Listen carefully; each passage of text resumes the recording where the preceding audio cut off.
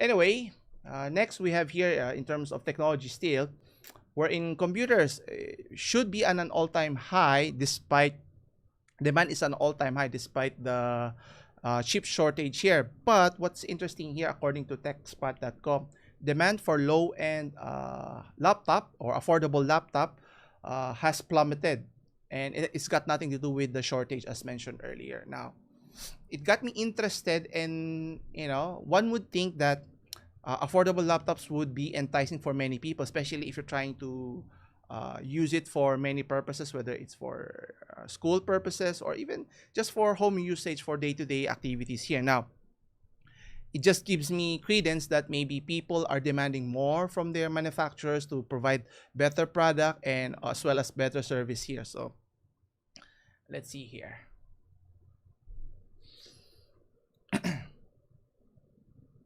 So according to the article, the pandemic prompted work and learn from home orders worldwide, which is obviously caused by the pandemic. So resulting for high demand for many technological devices, whether it's smartphones, tablets, laptops, or even desktops. So whether it's for work and education. So things like the Chromebook would be ideal here. Now, I'm not a big fan of Chromebooks because of its entry level and its limitation, but there's always a demand for affordable. Now, based on this, on this article, that's not the case here. So one would suspect because of the CPU shortage would be the main rationale here, but that's not the case here.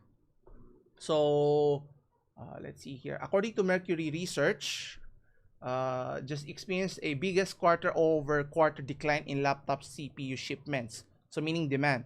So the shipments fell by more than 18 million units, and that's a pretty significant chunk. One would think it should go higher.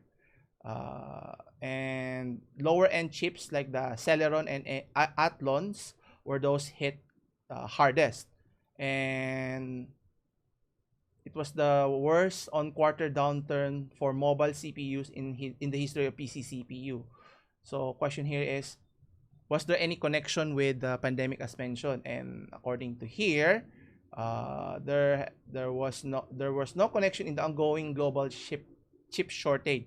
Instead, I mentioned a reduction in demand for entry-level laptops like Chromebooks. So meaning people's preferences have shifted already. I mean, one would like to have their own laptops, but if they are not able to provide the many features that one is accustomed to, let's say maybe being able to not just do their work, school, but be able to play at the same time.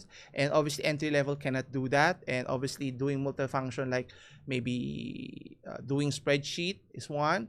How about watching content online and many more. And I think it just goes to show here, if people or consumers are not happy with the product, they're always looking for a better quality product at an affordable prices. So the dilemma for many manufacturers as to how are they able to provide those products, especially technology-wise, which can easily become obsolete in just a few years' time. And obviously the cost in investing on those to develop those technologies takes time. And obviously the demand for consumers, as you can see that companies like Apple, Tesla have to reinvent themselves. But on a yearly basis, that's very difficult to do. And even in gaming, we've discussed this. That's why it's kind of disappointing that companies are trying to rush out products, services in terms of games, smartphones, or whatnot, that is not fully formed because of the demand from customers, not just to have certain products, but to have a better product at an affordable rate here. And will this change or trend continue in the near future? I think so.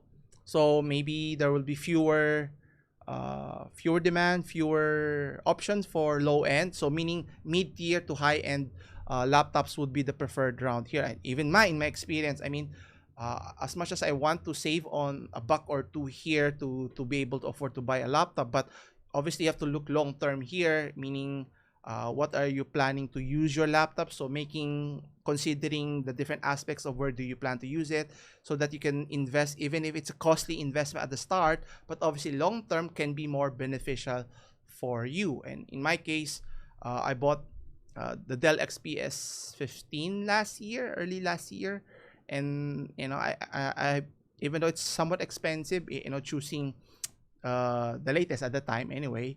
It has touchscreen. It has NVMe SSD, not the highest storage, but in terms of the discrete GPU included there, so it's going to cost a lot.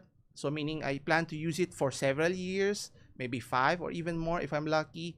So if you spread it out, if it's 100,000 or more, you divide it by 5, it's costing you 20,000 a year. Is it worth it? Obviously, it varies depending on the user themselves. If you can afford it, you can invest on uh, good devices, then so be it. Now, can everyone do the same? Obviously, it varies here. That's why options is always ideal. Having the option to choose whether you want to buy a low-end, mid-tier, or high-end computers or desktop versus laptops is always preferable here. And I'm a big advocate of having choices, so that at the end of the day, you can always find the best product for your usage, whether it's Windows based or even Apple based. Obviously, in terms of Apple, you only have one choice here, but either way, so you can, if I'm not happy with Windows, can I use should I use Apple instead, Mac OS, and so forth.